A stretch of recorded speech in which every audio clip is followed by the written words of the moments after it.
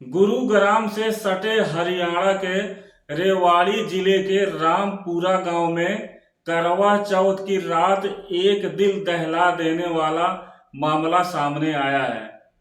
पति की लंबी उम्र के लिए व्रत रखने वाली भूखी प्यासी पत्नी को उसके शराबी पति ने थिनर डालकर आग के हवाले कर दिया।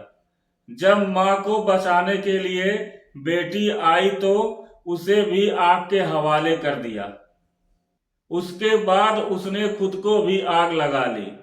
नमस्कार, आदाब, सत श्री अकाल दोस्तों, यह मामले की पूरी कहानी है रामपुरा गांव में रहने वाला मनोज पेंटर की, जिसकी उम्र 40 साल है।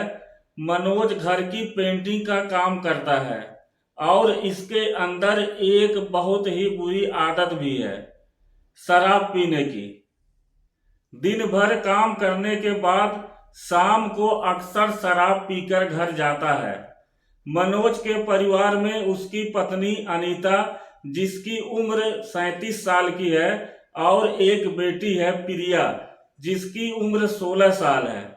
करवा चौथ के दिन अनीता ने पति मनोज की लंबी आयु के लिए कामना करते हुए व्रत रखा था।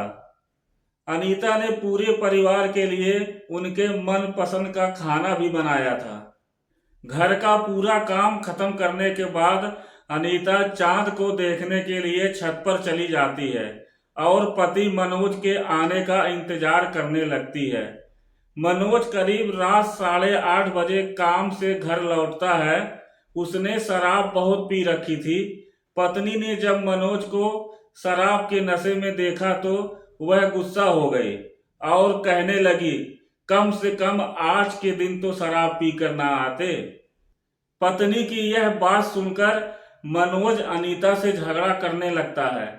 झगड़ा करते करते रात को 11 बज जाते हैं।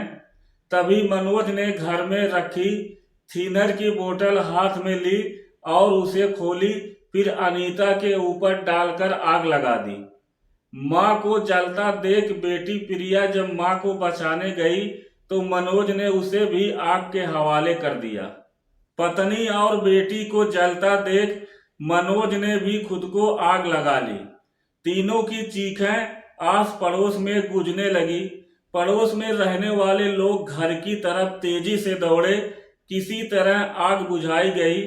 पड़ोस में किसी ने रामपुरा थाने में पुलिस को इसकी सूचना दे दी।